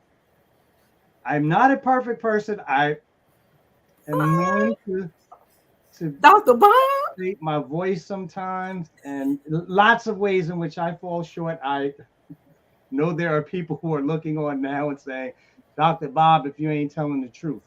But I really do try, for the sake of the public, everyone, for the sake of public confidence and trust, to try to adhere to those rules of professionalism, even when doing so may mean I'm not going to get the money that I hope to earn. And I know everyone out here, these are tough times. Lots of professionals who have advanced degrees find themselves struggling to find a way to make ends meet. And we owe it both to ourselves and the people that we purport to represent not to avoid those things, to adhere to those things. And I'll go back again to, if I may, AJ, guys, I'll go back again because it's very important. That data, the backup data to the resolutions that the board members are given when they're making their decision, because that help also drive their questions of the superintendent, whoever sits in that seat. So I'll go back to when the superintendent's son was hired, or when Justin Spired was hired. What was the backup data? So, Chris, when you talk about the experience, what was the backup data? So when the experience of Justin Spire as a company, what was the backup data that was given to the board members that they voted upon? They approved. Remember, the board members voted. They approved this company, the hiring of this company. So what data was given to them? What did they look at? What did they base their decisions on? So whether it be the superintendent's son or it be a company, Just Inspire. Again, I go back to that backup data, and I humbly recommend and suggest to the board to help them with a more check and balance cross-reference, because we're not saying that we don't want to trust the administration. All we're saying is that we just want a check and balance cross-reference system. And so therefore, provide us with the backup data, us meaning the board members. I'm humbly recommending and suggesting that they go back to being provided with the data when the hiring of the compact team, so that you can know that the district is following its policies, following its rules or laws or practice in reference to interviewing compact teams, that all the stakeholders are included. That you don't have the same people, because I can tell you one point in time in the district, typed names were sent into the board. No, you have each participant, each stakeholder have to sign their name. Because I could say my name showed up on something and I got a call from, administration or whatever at that time. I said, no, I didn't sit on that compact team. But my name was typed and submitted that I sat on a compact team. So we that information is very important because that allows the board members to be able to, it opens up more room for them to ask questions of the check and balance, like where's the RFP? And then board members become educated. Educate yourself, because then when you see a resolution and send a red flag on a certain dollar amount, that RFP should, the request for proposal should be there attached. You should see something there and in the backup data. And if not, then that pushes you to ask that question. That sends that red flag for you to ask that question, board member, of the superintendent. And once again, I will say it again. No resolution that has a contract associated with it should be presented for the board to vote on without the contract attached. No board member should be voting on a contract, a resolution where the contract is not attached, and not only attached on the authenticate side, but on the public side of board docs where the public can see it. So therefore, because board members, they don't know everything that's going on in the community. Our stakeholders are our eyes and ears. When you sit as a board member, they are our eyes and ears as to what is or what is not happening in the community, or who has whatever association or ties or link with a company that's coming to do business. Community members will tell us that so-and-so has this, that's the superintendent's son, or this trustee has a link with this company here. And so then that raises red flags for the board members to inquire. So they are our eyes and ears, and we should be, I keep saying we because, as once a board member, but we, and when you're a board member, you should be listening to that and opening up yourself to the stakeholders. So this way, and that will help avoid something like this. It'll help avoid that pitfall. And let me just jump in with this scary thought, which is that, we're just talking about Just Inspire. They were not the only company that was receiving school improvement grants. And if, this is the way this school district was mismanaging these grants, why would we think that they were not being mismanaged when it comes to the other contractors who are also receiving school improvement grants? So there's a lot more than the $7 million out there over this period of time that went out to different vendors. And I think when it comes to the federal government and their investigation, I would guess that it's likely that they're looking at all of it, that they're going to be looking across. In some years, I think we got in excess of $15 million of school improvement grant money. I mean, we're talking about very large sums of money that flowed starting in 2015. So that's just, that for me, that's interesting. Like, wow, if this audit is this about just this one vendor, what are we going to find out about other vendors? And people made the point about outside of school improvement. What about buildings and grounds? I mean, if this is indicative of how the district went about contracting and monitoring funds, why would we think it's not the same way across lots and lots of other areas? I mean, remember all that the construction grants that came in, $114 million that flowed across that period of time. I don't know. Was it managed like this? Very good question, and is very likely, because I'm just going to keep repeating it because it just is what it is, and is just what it is. Person, that business office with RFPs, bids, purchase orders, contracts, etc., as a integral part of the team. And so with the fact that the Department of Justice investigation is still going, that's, I would think a lot of people are saying, like, that's the main report. That's the main report that we all want to see. And so, and you know what would be? It would be interesting to know when that report comes out if there's any redactions. I want to give a shout out though. I've seen Warren Mitchell's posting here, and he just rejoined the board after a period of absence. And in a recent board meeting, he was spot on in asking questions, and I thought this is great. Well, this is what we need. We need board members who, politely just ask questions.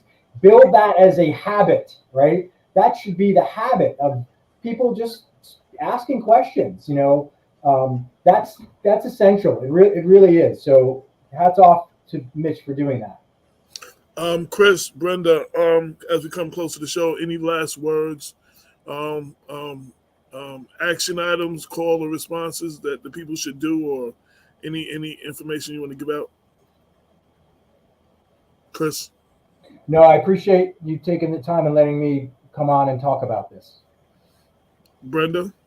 Yes, I would say to everyone that's listening, everyone that will listen, put in a FOIA request to the district for an unredacted copy of this report. I will say to all of our constituents, it's not acceptable for the school board, whoever did it, I don't know who did it and why, but to edit a board meeting and especially edit out the public comments. That's unacceptable, and that they should be held accountable for that. They should be challenged for that.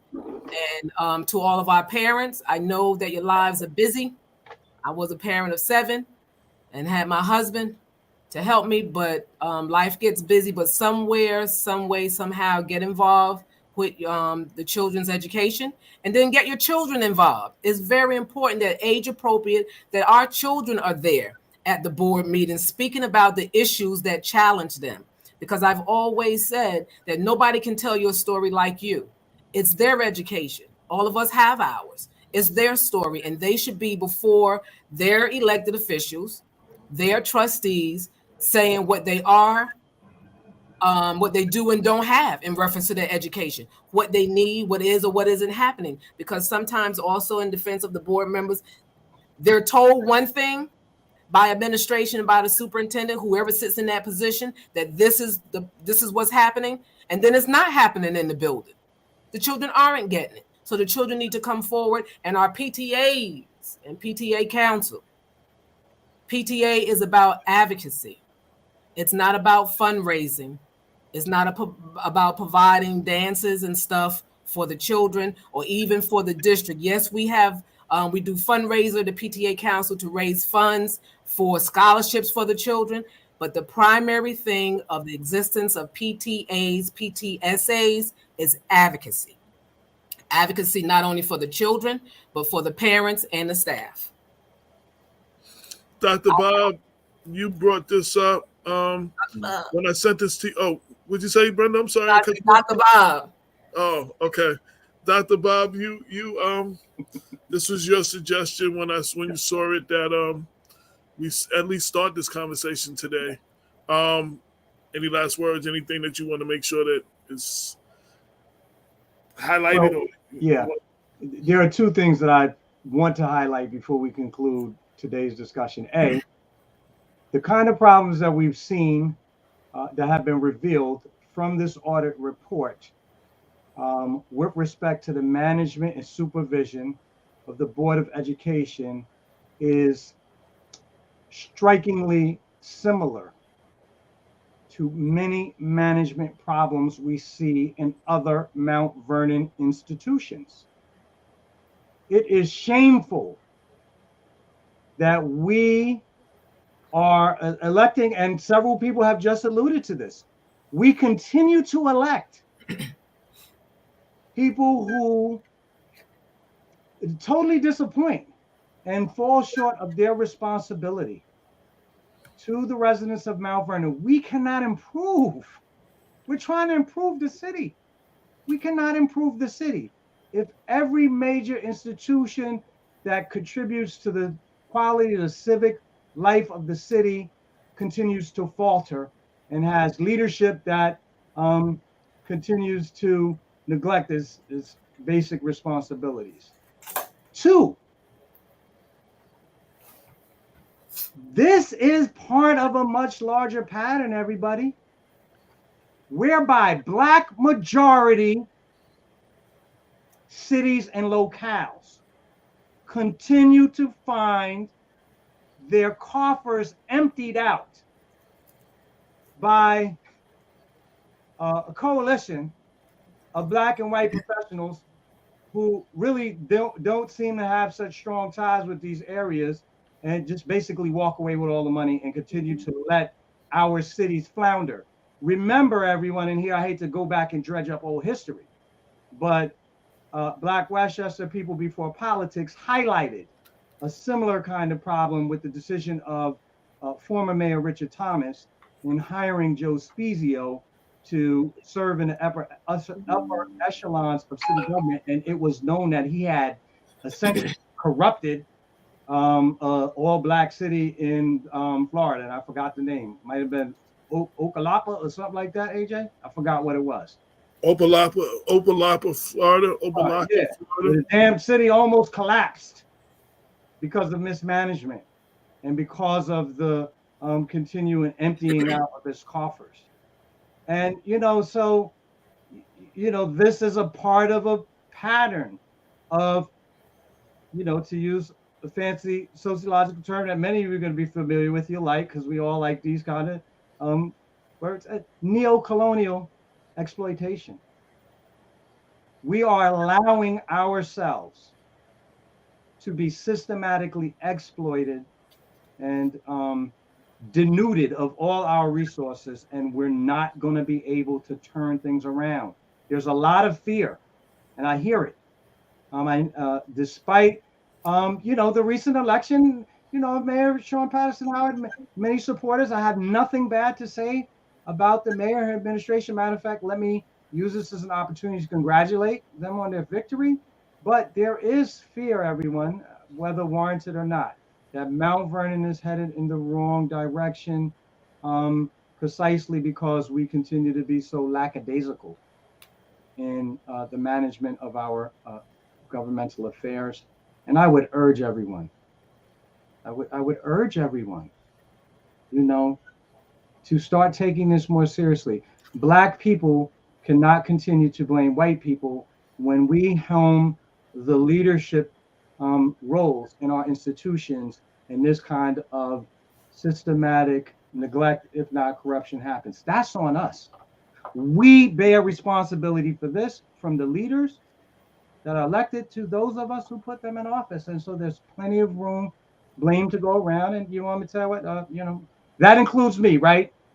Everyone should say, Bob Baskerville, you helped to create some of the problems that we are dealing with. And I must humbly acknowledge that that is true. And it's something for me to reflect on. And I hope everyone here reflects on it as well. That's all I'm going to say. Two things. And for good or for bad, you get the government you deserve because you get the government you vote for. We have to be more informed at the ballot box. We have to get more involved in our elections. And yes, that includes school board and library board. As you see, elections have consequences, good or bad. I also want to thank Anissa Vincent for bringing to my attention. Before you end the show, can we say rest in peace to Mount Vernon's own Elise Finch from CBS, and condolences to her family. Black Westchester would like to offer our condolences. And thank you, Anissa, for bringing that up to my attention before I got off the air. Dwayne said Black governance is a subject matter for another Black Westchester show. Black governance is the theme of many of our shows, but I do agree that is a show. I want to thank everybody for tuning in and for engaging. Hopefully, of course, this doesn't answer all the questions. Of course, especially since we're dealing with Mount Vernon, you might not like the person talking, or you might be on the other side of somebody. You might have supported somebody else. Sometimes you got to listen to the message and just stop missing the message because you don't like the messenger. You understand what I'm saying? And we have to Stop being so polarized and so divided.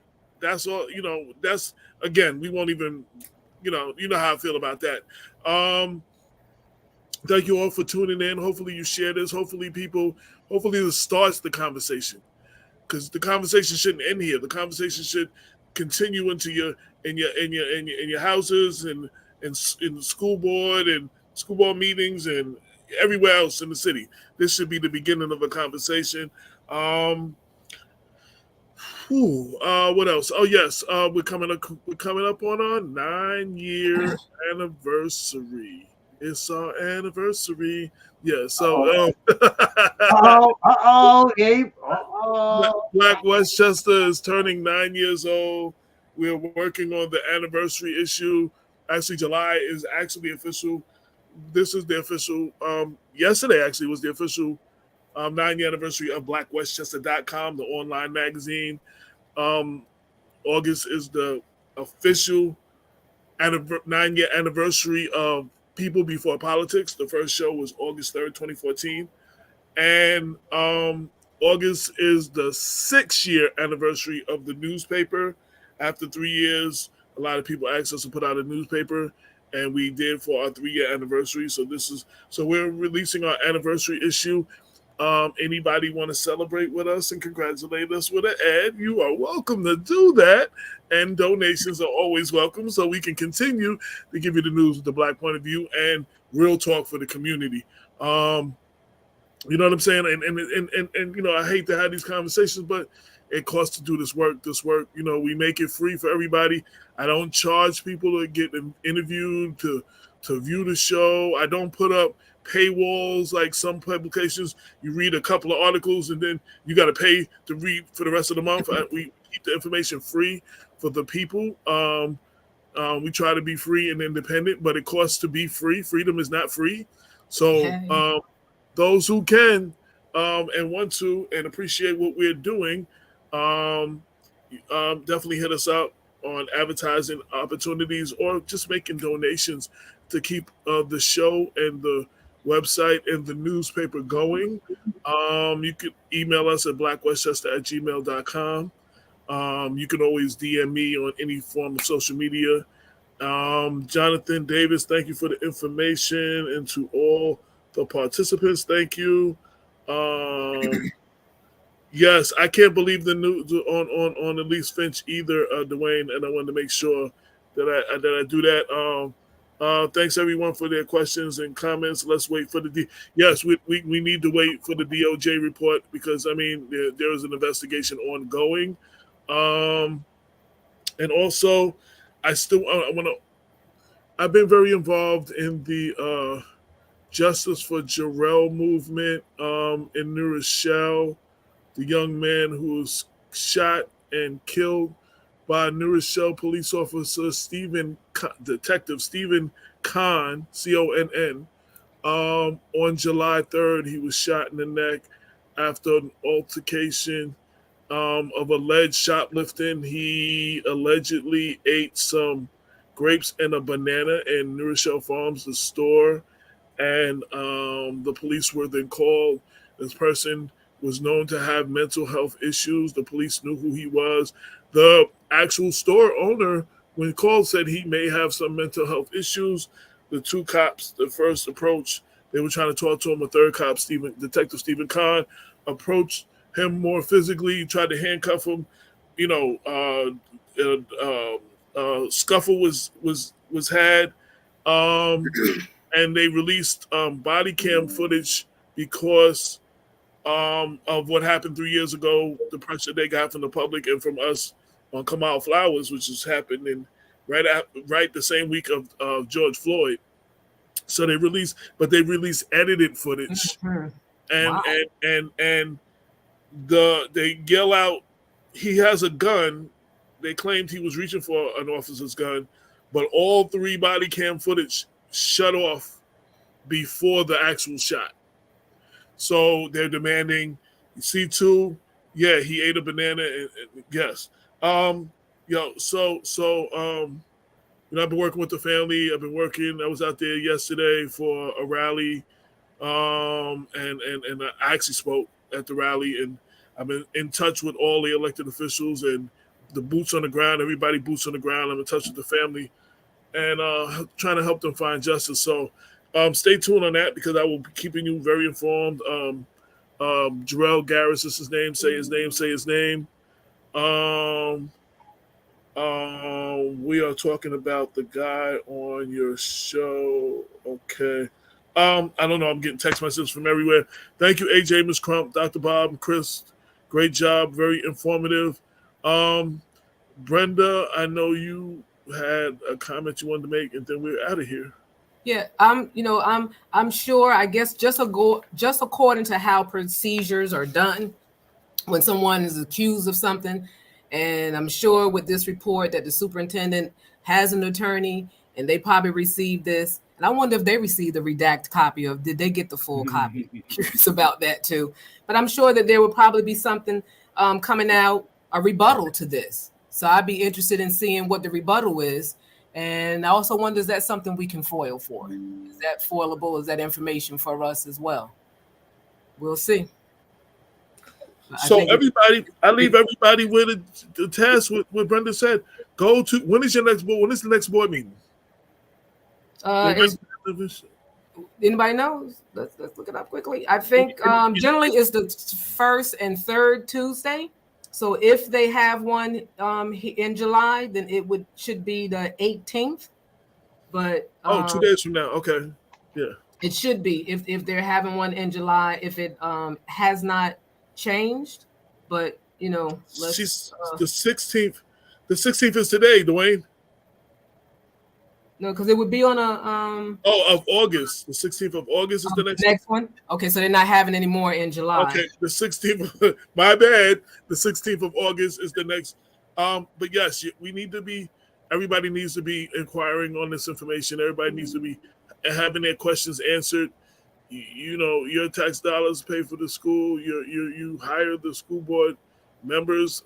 You have a right to be critical and hold people's feet to the fire and ask questions. Your questions, your concerns should be answered. Again, we have to wait for the DOJ. We have to wait for the report after the investigation over for all the answers. But there's still enough to be asking about now. Bob, and then we're out of here. Yeah, I guess Brenda said I couldn't quite make out. Next board meeting is August 15th. August 16th. Wednesday, August 16th. No, according to the calendar I'm looking at, it's Tuesday, August 15th. Oh, I thought you said Wednesdays. Okay. Yeah, they might have moved it since then. Yeah. Okay. They might have moved it since then, but I'm actually looking at the calendar now. Okay, yeah, I was trying to pull it up. Thank you, Dr. Bob. So it's Tuesday.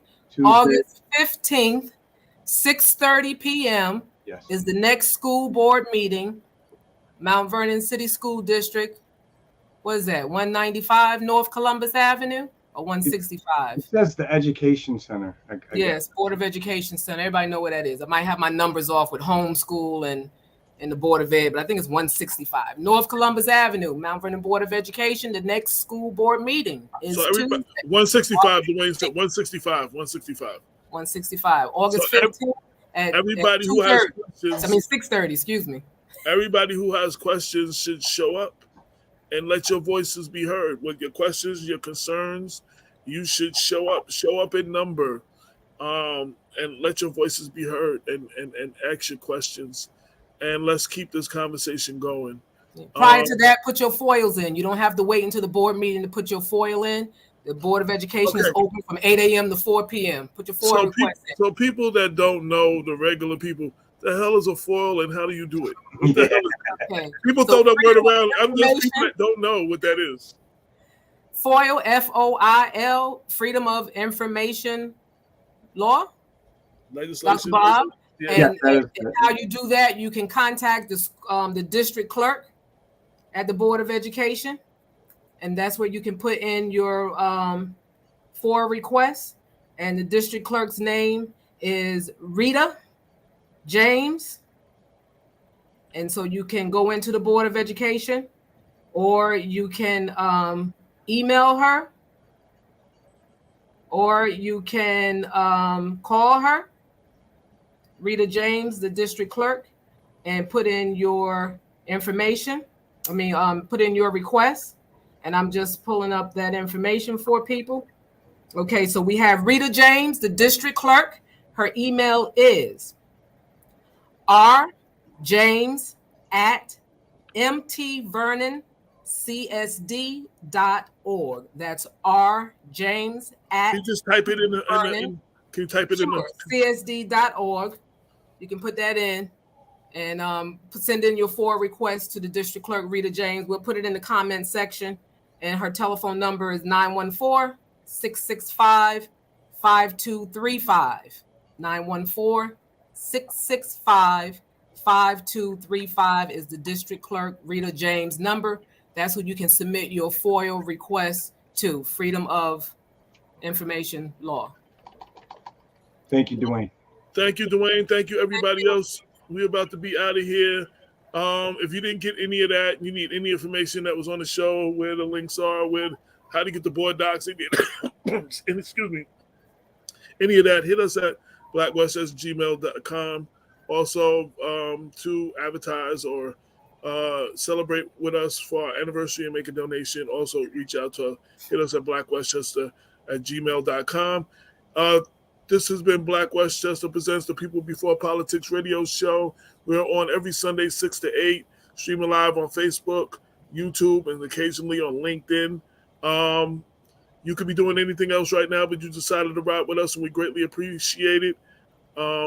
Till next week, peace.